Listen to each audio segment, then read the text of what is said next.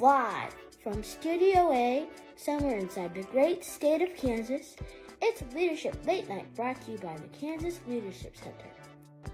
I'm DJAJ, the voice of the show and the musical wizard behind the scenes. Tonight's guest has been featured in interviews by CNN, NPR, Fox News, and many more. Here to discuss our polarized nation, Kamy Akhavan from the USC Center for the Political Future. Now, your host and a man who waits by the mailbox every day to see if a fan wrote him a letter, DJ Whetter. Good evening, everyone, and welcome back to Leadership Late Night. I'm your host, as always, DJ Whetter. Hey, thanks for staying up late for a little bit of leadership. If you're new to the show, a quick rundown of how this thing works. First, we'll have a little bit of fun, hopefully some segments that make you laugh and get you away from that day, week, quarantine you've had lately. After that, we'll bring Kamy Akhavan, our guest, on tonight. I'm so excited to talk to him about polarization in this country, a fascinating conversation to look forward to. After that interview, we'll open up the chat room. Send in your questions, comments. I'll respond to all those. And as always, we wrap up the night with our moments of hope. So stay tuned for that. And remember the twist here. When our show ends on Facebook, it moves to the after party on Zoom. And joining us tonight on Zoom will be Kamy Akhavan. I hope you'll join us there. You can ask him all sorts of questions and respond to the interview. Well, I want to get right to the show, but before we do that, a little business to take care of. The fan mail here at Leadership Late Night has just been piling up, so I'd like to read through a few of those live on the air this evening. First, from Lori in Lenexa. That's your wife. Look, mail is mail, zip it. Lori writes, I'm new to the show. What's it all about? You trying to be funny or leadership? Actually, thank you for asking, Lori. It's about both, and don't lie, you watch the show every night. Next, from Dave W. in DeSoto. Grandpa. Anyway, he writes, what's the update on your hair situation? Thank you for asking. So this was my hair the last time I shared it about 3 weeks ago, and here's the hair this very morning. I don't know if you can tell a huge difference. Either way, it's flat out of control, and I'm going through a bottle of gel about every other day. Next, from Max in Eudora. Otherwise known as Uncle Max. Max writes, did you ever get to play that round of social distance golf you were talking about? Yes, Max, I did. Thank you for asking. I went out and shot an even 110. Lost to both my friends straight up, but thanks to the miracle of the golf handicap system, I won money off of both of them. And finally tonight, Debbie in Shawnee checking in, and this one's for you, DJAJ. Debbie writes, what's it like working with your dad? Hi, Grandma. It's pretty cool most of the time. And Dad, are any of these emails not from family members? No, we don't have any actual fan mail from any actual fans other than family members, but we're introducing our new email tonight, so in fairness, it hasn't been out there. I thought this would be a fun way to do it. I have some actual fan mail if you'd like me to read that. Seriously? Yep. Oh, go ahead. DJAJ, thank you for helping your dad with Leadership Late Night. I hope it is fun and that your fan mail isn't overwhelming. Sincerely, Ed O'Malley. That's from my boss, Ed? Yep. Did he mention me at all? Nope, not that I see here. This one's from Katie. Hi, AJ and Parker. Wow, you guys are doing such an amazing job with the KLC Late Night Show. I love tuning in each week. Keep up the great work. I am such a big fan. Maybe your dad will teach you to drive soon. Thanks for all your hard work, Katie. Oh, look, Dad. Here's one for you. Awesome. Thank you. This is not fan mail. This is actually a bill from my credit card company. Well, based on the size of that letter, they must be really big fans. Yeah, Addison, I completely agree with you there. Well, look, if you'd like to send in a comment, a question, or share a moment of hope via photo or video, we'd love you to do it with our new email address here. Check it out. It's lln@kansasleadershipcenter.org. We'd love to answer those questions or completely ignore you if we find your email hurtful or mean-spirited. That said, time to get the show underway. DJAJ, you hit the beats, I'll hit the desk. You got it, Dad.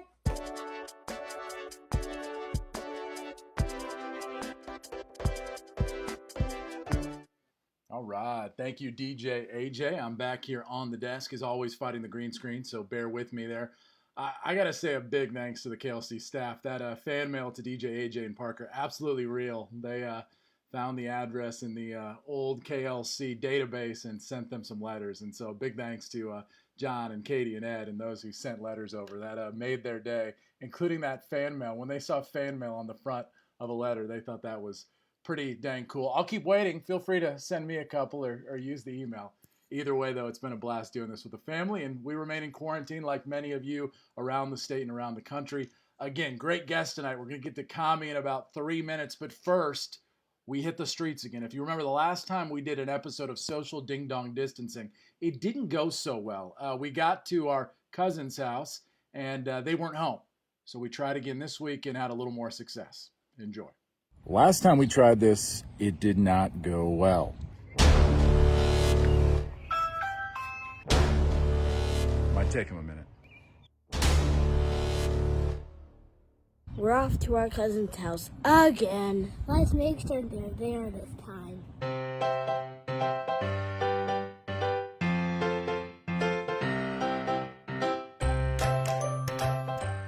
As always, we will need hand sanitizer, disinfectant wipes, and a super long fake microphone that also works for a staff.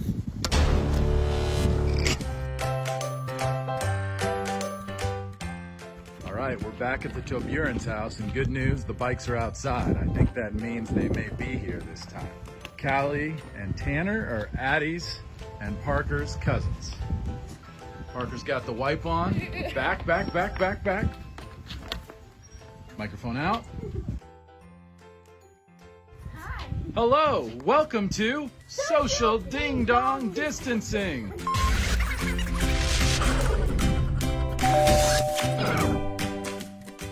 Who's your little fluffy friend? His name is Domino. He's a dog. Do you like being in school or out of school? Probably, I don't know, it's kind of hard because school, homeschooling is shorter, but at real school, it's like more fun. I like out of school because you get to play outside more. If you could have any superpower, what superpower would you have? I want to do things with my mind. I would want to have super speed. Super speed. Wow. What's the worst thing about being stuck at home? Probably not seeing my friends. But you have one right here. What's their favorite meal to eat? Something Mexican, probably. Pancakes. Pancakes? What about hot wings? Don't you guys love hot wings? Yeah, we yeah. That's how Callie and Tanner got red hair, from eating too many buffalo wings. So, Will you ever get a haircut? Never. Have you ever heard of the flying tomato? What? No. He was an Olympian and a skateboarder and a snowboarder, and you kind of look like him. You should look him up. That's your homework assignment. Look up the flying tomato. Thanks for being on the show. thanks for inviting us, and I am great.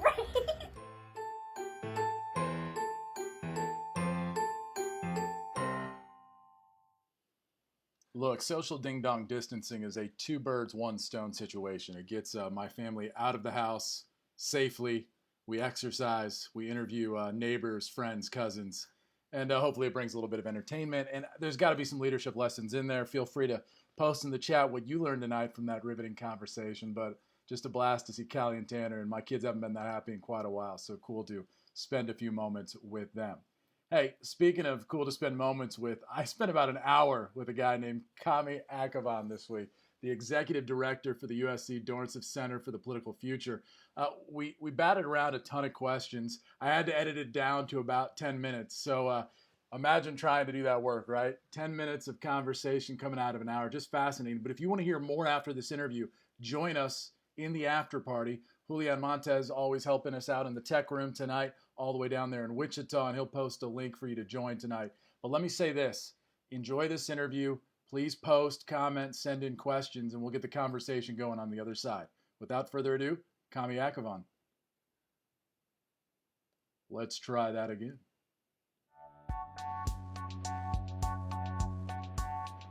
Kamy Akhavan, welcome to the Leadership Library. Thank you so much for joining us this evening. It's a great pleasure, DJ. Thank you so much. Looking forward to our conversation. Well, we're going to get into a lot of interesting topics tonight that I think are going to really create some good conversation around the show. But I'd like to start here. Tell us about what life is like for you right now out in California. Well, what we're doing in California is the same as folks all around the world, sadly, which is sheltering in place, avoiding contact with the people that we love, getting better and better at using our streaming services, and taking walks in the neighborhood, getting out where we can, but also finding the silver linings. I'm sure just like you and a lot of folks around the world, there can be a plus to spending more time with your family. There's some pluses to learning the new technologies. There's some solidarity, I think, in connecting with people in ways that we couldn't before. Putting up lawn chairs and talking to my neighbors across the street, where we wouldn't do that normally, but now we are. Just people who are hungry for some companionship. Those are the kinds of connections that we're making now. We've got a common enemy, and it's easy to vilify this coronavirus. So let's do it. It doesn't often happen that we have a common enemy. We often point at each other, but now we've got an other. Let's point at that. It's okay to not like coronavirus. Let's do that. Let's bond around that. Given the times, given the pandemic, where has 20 plus years of work intersected with our current spot in this country?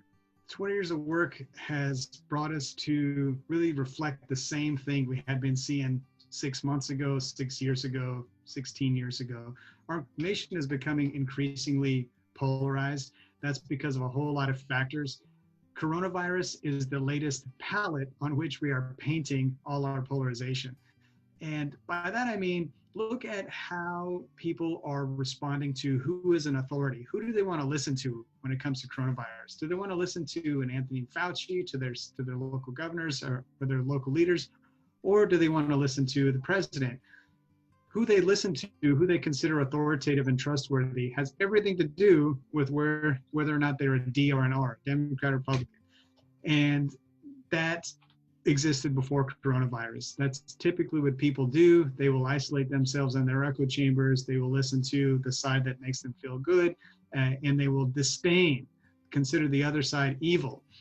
And you'll see that manifest just in how people use or don't use masks. So even that, the simple act of protecting ourselves from coronavirus has taken this largely political element to it. Again, all of it stemming back to where do you get your information? Who do you trust? Who's in your tribe? And who's, more importantly, who's not?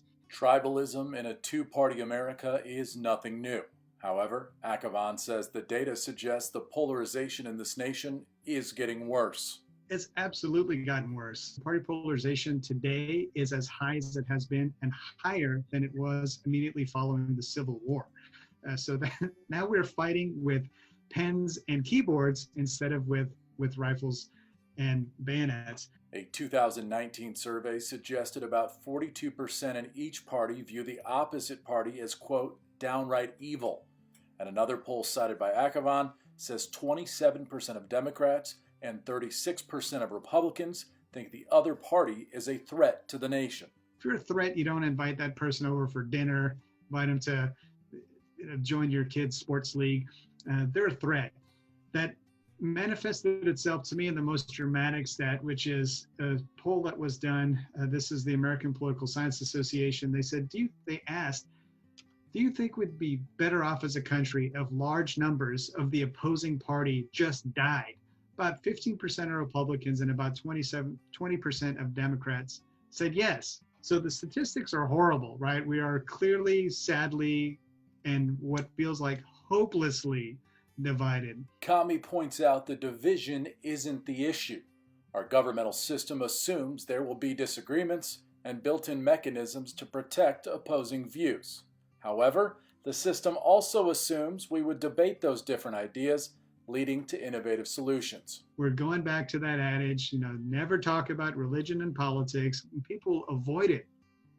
But the real tragedy there, DJ, and you know this better than I do, man, is that our system of government was designed for people to talk about politics. That is what's unique about the American form of government. We're supposed to discuss, disagree, push, counter-push, and then end up with some sort of compromise, some kind of a best idea because we've kicked it around and put these ideas in this workshop. But that's not happening now. We're avoiding those conversations, and we're avoiding it to the peril of our system of government and our way of life. And we're seeing it compromised every single day when our nation's leaders are unable to act, when we're unable to act in our own communities and our own local governments. We are gridlocked, paralyzed by the inability to have just rational conversations with people with whom we have political disagreements. And that's the real tragedy, I think, of where our hyper-partisan politics have gotten us. Akhavan suggests making progress on this vast divide starts with a KLC behavior. Get used to uncertainty and conflict. The idea of thinking that we are preparing ourselves for the real world by never exposing ourselves to conflict is a fantasy. We need to get more comfortable with being uncomfortable. And one of the best things that leaders can do is train in that way. There's the idea of a gym for your mind, and that's where you go in and you're challenged. But you're challenged by someone who you respect, maybe someone who is looking out for your best interests, so you don't feel threatened by it. People who feel threatened shut down. They don't want to listen, immediately dismiss what the other person has to offer them.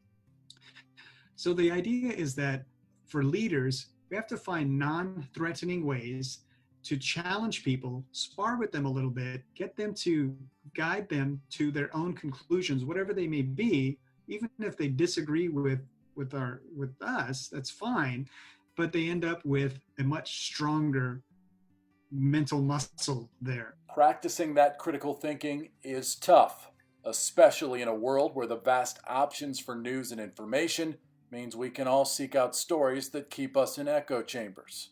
But both Akhavan and KLC know we're all a part of the mess. Now we can turn on 8,000 different channels and get information in so many different ways that the real skill is how to differentiate. And learning that skill is a new skill. We haven't had that problem before. We have it now. And it is a challenge for these new generations, is being able to tell on social media, and it's not easy to do. How can you tell if this is a real video? How can you tell if this information is well sourced? How can you tell if this person is lying or these are actual facts? There's ways we can do it, but it puts a big burden on we, the consumers of information. We shouldn't feel dumb if it's hard. It is hard, but we got to ask ourselves certain questions as you're getting information. What's the source? Where'd you learn that? How do you know it? Okay, that's an important question. What's a counterpoint to this? What are the arguments against what I just heard? If you want to believe something, that's probably the thing you ought to challenge the most, right? Because as soon as we withdraw into what's comfortable, then we're doing the exact opposite of critical thinking. We stop thinking. We stop thinking, and that we do so to our own detriment. Talk to me about what the work looks like, right? We theoretically, like, I think a lot of people would agree with what you just said. We need to understand multiple perspectives. We need to understand what good information looks like, but they'll follow up by telling you, and I can tell you where the good information is, and I might have a different opinion of where that good information actually is, right? So what does the work look like? How do we make progress around this issue of polarization? Look, I've had 20 plus years in being in the middle of conflicts on 80 different issues, from gun control to medical use of marijuana, to whether parents should spank their children, to illegal immigration, to whether felons should vote. I've worked with over 300 million people who have used the research and information that our organizations have provided over the years. So I know what it's like to be in the middle of these debates and not really know which side you stand on. I tell you, my lessons from all of that can boil down to a few things. So let me boil it down. Number one, most important, what do you got to do? We as individuals, listen. To really be present when you're listening. I think that's important. Don't pontificate. Nobody cares. You know, if you want to pontificate when you're listening, go write a blog.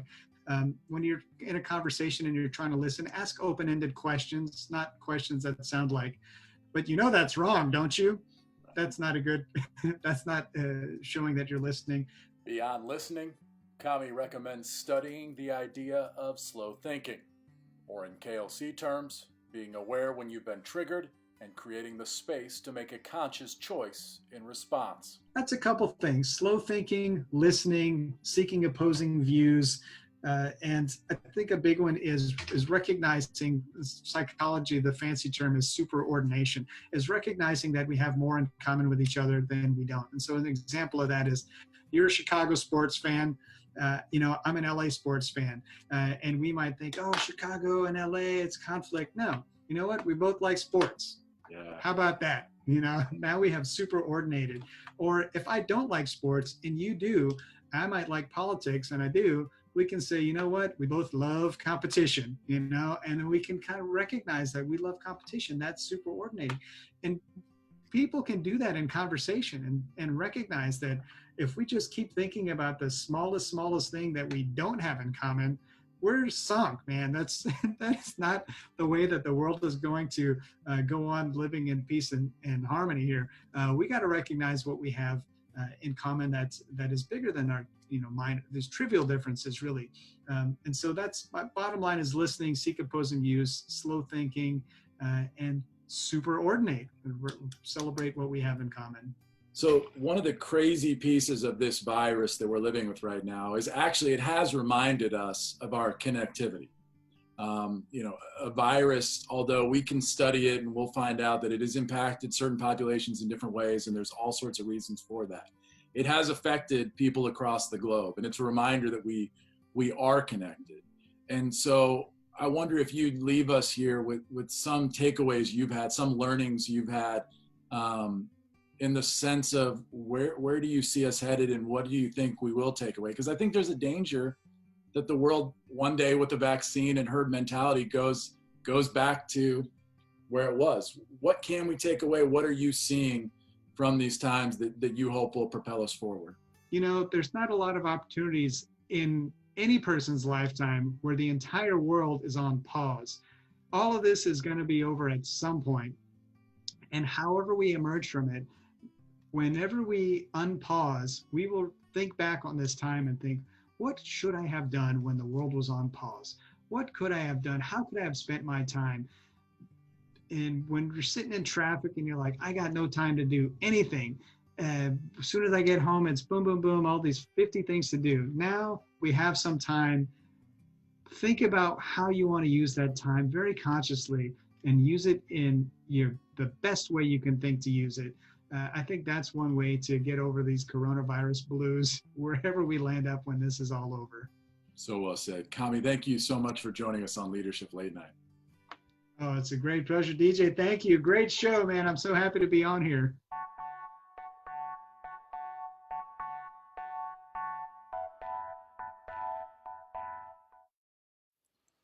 Back at the desk, and just want to thank Kamy one more time for being on the show. Just a fascinating conversation. I'd love you to send in your comments, your questions. We'll break it down for our last 5 minutes here together. Already see some great comments flowing in here tonight, and so grateful to have a great crowd with us this evening. A reminder that we do have the Zoom after party, and Kamy will join us there. So if you've got some questions you'd like to ask our interviewee this evening, please do join us in the after party using that Zoom link.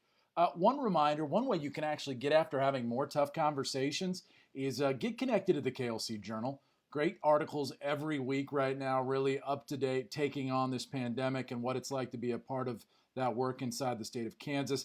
That said, journal talks have been happening for years and will continue to happen. We've had journal talks around gun control, around immigration, around communities of color and policing. And what we try to do in these situations is imagine really a reality where it's not about convincing anybody of anything, right?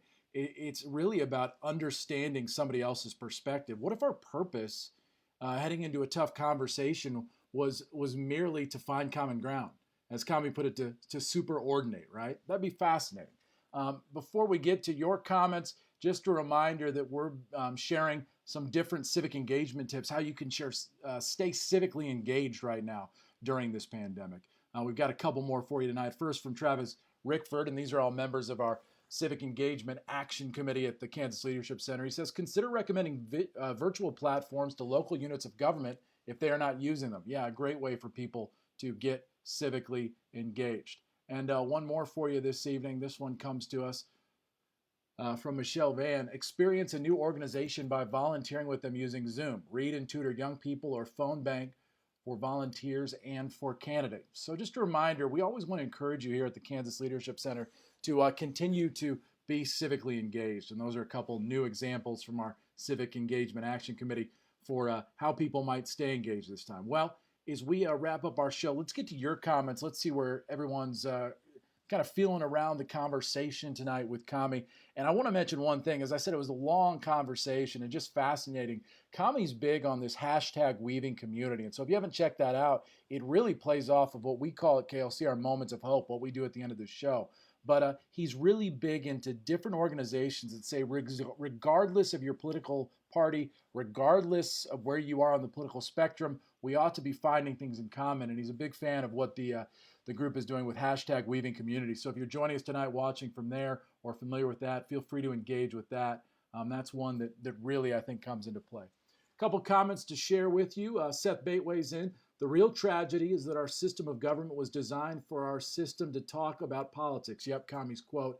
And Seth goes on to say, I learned to do this a little bit at the dinner table growing up. Not enough that I am comfortable with it, though. My kids are definitely not learning how to do it from me, if I'm honest, or anyone else. Appreciate the honesty, Seth, and I need to name I'm a part of that mess as well. My mother, I think I've told this story here before, always tells the story of going to dinner at my father's house for the first time, and she thought they were fighting, and afterwards my dad asked her how dinner was, and she said, are you guys okay? And he said, that's dinner every night. They debated the issues. They talked politics. They talked about the news. They had disagreements. I grew up doing that as well, and it's awful civil around my dinner table. Now, Addie and Parker are 6 and 8, right? But politics is not a conversation that even Lori and I engage in a whole lot, to be honest. And so it's well said, Seth, and I appreciate that. Jay Lay weighing in, excellent, informative, up-to-date, and inspiring. Thank you to Kamy. Absolutely. Roger, avoiding conversations is easier than becoming comfortable with conflict. Yeah, absolutely. Seth, one more time. Yeah, I thought Mr. Akhavan worked on tough issues. Those all sound simple. Yeah, when Kamy named all those issues worked on. Pretty tough issues. Manisha joining us from the East Coast. Thanks for being here, Manisha. Isn't some of the polarization related to loss? People who have held power for a long time see it being challenged. Unusual voices who have been disenfranchised are speaking up, while others who represent the authority and the status quo are sometimes invested in continuing that disempowerment. Yeah, we ought to talk about loss, and in fact, I think that'd be a fascinating place to go with Kamy after the show. One of the pieces that was left on the cutting room floor is also this idea of blame, right? How do we use blame and really thinking that it's the other's fault for what's going on so that we don't have to do any work ourselves? And I think loss is baked into that as well if we really think about it. Debbie weighing in, okay to disagree, always be kind. Absolutely. Susan weighing in, great show, such an interesting topic. Awesome. Rhonda Cott, I appreciate Kamy's ideas to pause and be purposeful about how we use this time we are all experiencing. All right, Elaine, yeah, that hashtag weaving community. Check it out. I apologize. I'm a moving tonight. We're trying to get through this entire show. So I want to leave you with this, just those ideas that Kamy brought to us. If you're not going to join us on the Zoom after party, remember it's about listening. All right, slow down, listen to understand, and there's whole conversations about what it means to listen and what it really looks like. Also, slow thinking. In KLC terms, remember your ABCs. Be aware, breathe, and then make a conscious choice with how you respond. Find multiple perspectives, maybe test multiple interpretations. Keep working on that piece as we move throughout the world. And then finally, I love this new word, superordinate. Didn't know it before I was with Kamy, and I so appreciate it because Kamy wants to make this work accessible, and that really means to find a common purpose. Let's find out what we have in common and pay attention to that. All right, well, that will do it for our show tonight here on Facebook. We're going to take it over to Zoom. Please join us for the after party. Until then, though, enjoy your moments of hope. And as always, good night, DJAJ. Good night, Dad. Join Kamy and my dad at the after party. Now, your moments of hope.